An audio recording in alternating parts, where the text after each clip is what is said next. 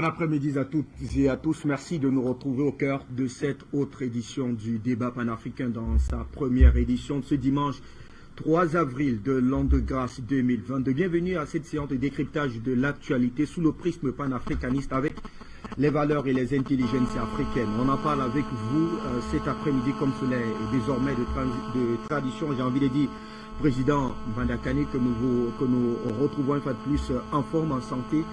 Ce dimanche, c'est un réel plaisir de vous retrouver. Président, on vous accueillera avec ce sujet d'accueil, ces marcheurs panafricains opposés donc aux sanctions de la CEDEAO qui ont été accueillis avec beaucoup de bravoure, beaucoup de célébrité du côté de Bamako. Ils viennent de plusieurs nationalités. Président, quelle est la portée d'une telle action? Bienvenue. Je vous salue, mon cher Fabrice Ndoum, avec avec une émotion particulière. Vous êtes un rafraîchissement par rapport à ce combat que nous menons, la fine fleur d'une nouvelle génération de journalistes panafricanistes qui va porter haut le flambeau de l'excellence médiatique, n'est-ce pas, qui se confond au combat que nous menons. Vous savez que le mouvement panafricaniste, c'est un mouvement géomédiatique d'abord. C'est un mouvement qui construit une opinion publique nouvelle pour porter très haut, n'est-ce pas, les aspirations des peuples africains, chambouler la géopolitique internationale. Donc je vous salue parce que vous incarnez cette fraîcheur journalistique qui est toujours nécessaire quand on est à un certain niveau de la marche, qui est toujours longue. Je voudrais saluer mes copanélistes, tu vas les présenter cette responsabilité. Je salue les techniciens, à qui je dis merci pour les efforts contenus, grâce auxquels, n'est-ce pas, nous pouvons rester dans des conditions techniques les meilleures. Et je salue à la fin la communauté historique des affidés du débat panafricain chaque dimanche. Ils sont toujours là depuis plus de 10 ans. On dit, je les tire un chapeau. Alors, par rapport au sujet, vous me permettrez de commencer par quelques sujets importants. Vous ne m'avez jamais rien refusé. Allez-y, Président. Je voudrais ici dire que nous commençons une grande campagne internationale de soutien au ministre Charles Blé Goudé. Ça fait 1 an qu'il a été acquitté, plus d'1 an. Il a été acquitté le 31 mars 2021.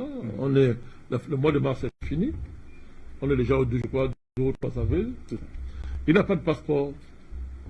Il est... Vous voyez quelqu'un qui est acquitté et qui ne peut pas rentrer chez lui. Il n'y a aucune explication qui est donnée jusqu'à présent par le gouvernement ivoirien. Aucun. Du dilatoire et du dilatoire. Qu'est-ce qu'il a fait le ministre Charles Blé Goudé pour être un domicile fixe? Pour être quelqu'un qui est dans le monde entier. Alors qu'il a été acquitté. Au même titre que le président Gbagbo. Le président Gbagbo est en Côte d'Ivoire. Est-ce qu'on peut nous expliquer pourquoi le ministre Blé Goudé est toujours maintenu là-bas, à l'arrêt? Où est l'explication? Eh bien, parce que le pouvoir d'Abidjan veut diviser pour mieux régner. Il faut créer un conflit politique entre le président Gbagbo et son fils Blé Goudé. Sur la base, évidemment, de rien. Et ni la CPI, qui est une organisation irresponsable, fait pas le suivi de ces verdicts, ni la Côte d'Ivoire, ni en mesure d'expliquer au monde entier pourquoi Charles Blé Goudé n'a pas de passeport.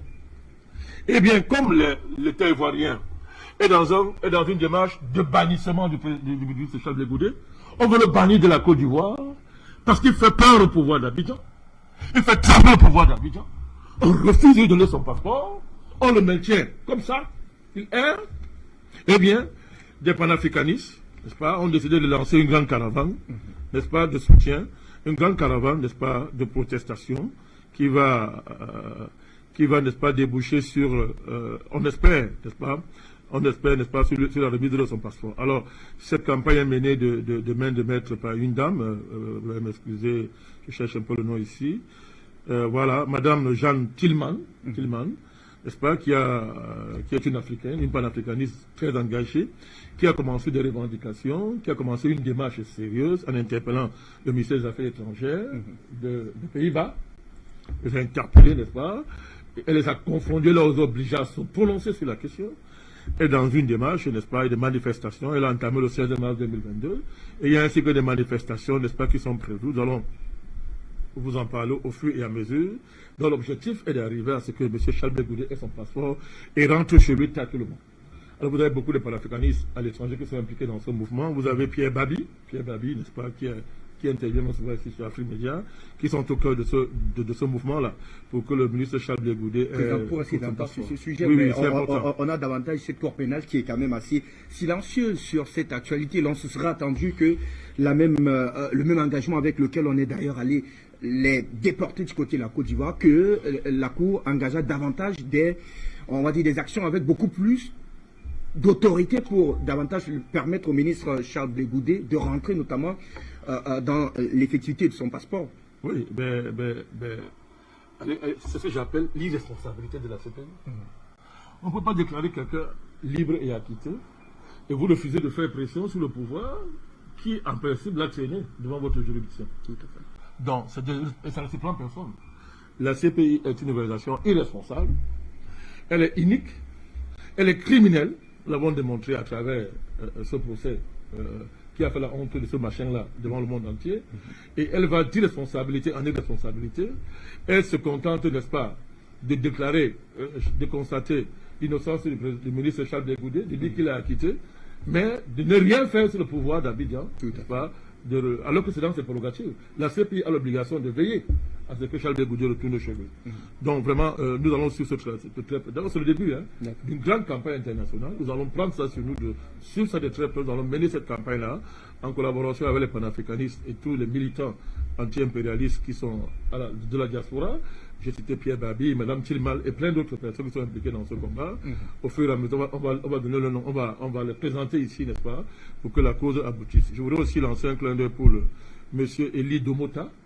Domota était un syndicaliste guadeloupéen, porte-parole du LIANA, secrétaire général de l'Union générale des travailleurs de Guadeloupe, qui est le syndicat majoritaire en Guadeloupe. Il a tenu un rôle majeur dans la grève générale dans les Antilles françaises en février 2009. Il a été arrêté par la police, et alors qu'il participait à une manifestation contre le pass sanitaire. Donc, il est en prison. Et nous allons aussi suivre ça de très près, nous allons continuer à suivre ça de très près pour que M. Domota, n'est-ce pas, Elie Domota, soit libéré. Donc ce n'est que le début, c'est que le début de cette campagne-là. Donc, que les gens se le tiennent pour dit, que le pouvoir ivoirien se le tienne pour dit, que la répression d'État, qui est la caractéristique de la France, n'est-ce pas, se le tienne pour dit.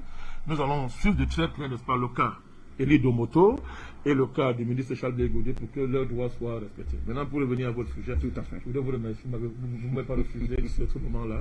Je voudrais vous dire merci. Alors, pour revenir, cette marche est historique. Et je voudrais une fois de plus saluer l'avant-gardisme d'Afrique parce que ça aurait pu passer inaperçu comme ça. Les médias mainstream n'en parlent pas. Évidemment, ça ne le surprend personne. Vous savez, lorsque les femmes manifestent en France, des égarés mentales, n'est-ce pas, des égarés mentales, qui marchent nus, n'est-ce pas, qui protestent nus, on appelle les phénomènes. C'est les phénomènes, non? C'est un événement mondial. Tous les médias parlent de ça, les phénomènes. Quand des malades mentaux, n'est-ce pas, sous les prétextes divers, ils veulent changer leur sieste, ils sont hommes le matin, le soir ils veulent être femmes. Dès qu'ils marchent ou bien font du bruit, il faut un petit communiqué, que le monde entier est au courant. L'ONU se réveille, tout le monde se réveille. Mais on a voulu passer sur silence cette marche des Sénégalais en témoignage de soutien au Mali. Ils sont partis du Sénégal à pied.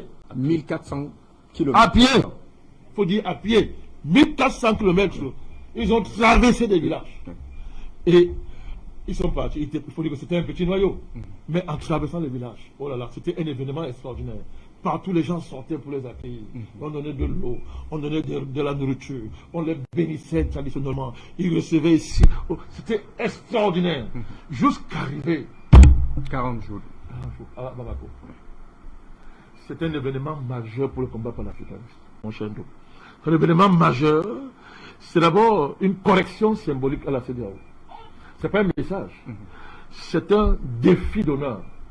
C'est une condamnation symbolique de la CEDEAO. Et les condamnations symboliques sont très puissantes. C'est-à-dire que c'est très puissant. C'est pour enterrer la CEDEAO. Que si ce machin-là ne se ressaisit pas, je pense qu'elle est maudite, elle ne peut pas se ressaisir parce que de façon structurelle, c'est une organisation maudite. Je pense que nous l'avons démontré ici. Pour dire que la CEDEAO c'est terminé. Ça ne vaut absolument rien. Les peuples sont debout et les peuples ont décidé de ne pas soutenir les sanctions de la CEDEAO. Alors que la CEDEAO s'est toujours vantée d'être une organisation des peuples, d'être l'expression institutionnelle des peuples de la sous-région. Cette manifestation-là a une dimension historique, a une dimension symbolique. Je viens d'indiquer la dimension symbolique. La dimension historique, elle est là. C'est une marche panafricaniste. Absolument. Et ils appellent le marche comme ça. C'est une marche panafricaniste. Absolument. C'est-à-dire, il y a là une destruction symbolique des frontières héritées de la colonisation. Une destruction symbolique. Pour dire que, désormais, les peuples sont maîtres de ces frontières. On en fait ce qu'on veut. C'est-à-dire que ces frontières-là, les peuples disent que ça ne marche pas pour nous et que nous sommes de cœur. C'est l'avant-garde, c'est l'avant-poste de tous les peuples africains. Ce nouveau de marcheurs est l'avant-poste de tous les peuples africains qui sont de cœur avec le Mali, avec le processus panafricaniste qui est en cours au Mali. Et donc, tous les peuples africains s'y reconnaissent. Les États africains, qu'ils le veuillent ou pas, passeront par ce processus malien. Parce que le processus malien est le miroir de ce qui attend tous les peuples africains, qui doivent tous liquider l'impérialisme. Comment on dit ça? Rien n'est pas arrêté ce mouvement. Rien. Même les changements géopolitiques mondiaux corroborent, vont dans le sens de la dynamique malienne. D'ailleurs, vous n'avez qu'à voir. Les dirigeants guinéens et burkinabés ont rejeté l'ultimatum de la CEDEAO. Ça veut tout dire. Pourquoi c'est facile à faire maintenant? Parce que le Mali a montré l'exemple. Tout à fait. Le Mali a travaillé pour ça. Donc ils vont seulement couler dessus. Donc, et alors nous parlons même. La CEDEAO sentant le danger venir, par derrière, on nous dit qu'il continue à négocier avec le Mali pour espérer trouver une solution. Pourquoi?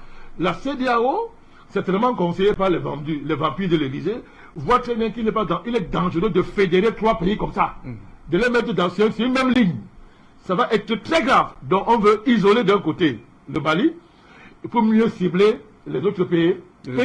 Mais c'est du bluff, ça ne marchera pas. Donc cette marche-là va dans ce sens. Cette marche-là est un message, c'est un saut, un cachet populaire au niveau le plus élevé, n'est-ce pas, en termes de signification, en termes de symbole, en termes d'expression historique. C'est un saut populaire, n'est-ce pas, et symbolique, n'est-ce pas, donné au processus panafricaniste qui a cours au Mali, pour dire que vous avez gagné. C'est une victoire. C'est aussi une fessée symbolique à Macky Sall. Oui, c'est lui qui dit bien fessée symbolique. Oui, fessée symbolique. Si on ne peut pas fesser les présidents physiquement, on peut les fesser symboliquement. Et dans quel sens, président? Ben, parce que Macky Sall a signé ça. Il a osé signer cet embargo. Il a signé. Sans réfléchir. S'il a réfléchi un jour. Sans réfléchir. Infligeant une honte au grand peuple sénégalais. C'est-à-dire que quand on lit l'histoire du Sénégal, ce brillant peuple qui a donné à l'Afrique les cerveaux les plus brillants. Tout à fait, président. Et qui nous a donné un de fils, nous l'avons appelé le dernier pharaon. Le grand et l'immensitime Cheikh Anta Diop. Le père de la Renaissance africaine, Cheikh Anta Diop. C'est un Sénégalais. Macky Sall fait comme si le Sénégal c'est n'importe quel pays. Fait comme si le Sénégal est incapable d'initiative historique. Comme si le Sénégal se limitait à sa famille, c'est-à-dire des personnes intéressées par l'argent, à tout prix, des vassaux de la France. C'est-à-dire que Macky Sall fait croire que le Sénégal ne peut pas exister sans la France, que le Sénégal est né pour être le marchepied de la France. Eh bien, les brillants cerveaux que le Sénégal donne à l'Afrique sont débattus à ce projet français, qui est internalisé, n'est-ce pas, par l'endocolonial sénégalais. Alors, le stade suprême de cette vassalisation, de cette vassalité historique de l'État sénégalais, c'est cet embargo. Insensé. Économiquement, insensé. Cette marche, c'est pour dire à Macky Sall, nous te donnons une fessée symbolique parce que tu es un élève feignant et médiocre. Tu es un dernier de la classe. Tu ne connais même pas ton pays. Tu ne sais rien. Tu es une honte pour le Sénégal. Les marcheurs l'ont fait. Et aujourd'hui, Macky Sall même regrette cet embargo. Il est en premier lieu maintenant pour qu'on lève ça. Vous savez pourquoi? Parce que l'économie du Sénégal est en train d'en pâtir sérieusement. Je ne parle pas du port d'Abidjan qui est en train de mourir à cause de la nouvelle orientation, n'est-ce pas, des flux qui découlaient des transactions ivoiro-maliennes. Le grand économiste interplanétaire, quand tu dis bonjour, il dit j'ai occupé les hautes fonctions. Tu passes dans le salut, il dit oh, tu ne m'as pas vu? C'est moi Ouattara. Mais monsieur le président, est-ce le plaisir de vous voir? J'ai occupé les hautes fonctions. Tu le réveilles le matin de son lit, prenez le de sa bouche, j'ai occupé les hautes fonctions. Il n'a pas pu comprendre que c'était une erreur économique élémentaire d'appliquer ces sanctions. Donc les marcheurs sénégalais, mais c'est un événement historique extraordinaire. On peut pas, si on veut parler de Salvador ici, c'est un événement historique extraordinaire. Pour nous, les panafricanistes, cette marche-là, malgré la petitesse du noyau, et c'est ça qui fait sa grandeur, est l'une des plus grandes choses, est l'un des meilleurs actes panafricanistes que nous avons vus depuis les 10 ans que nous sommes dans ce combat.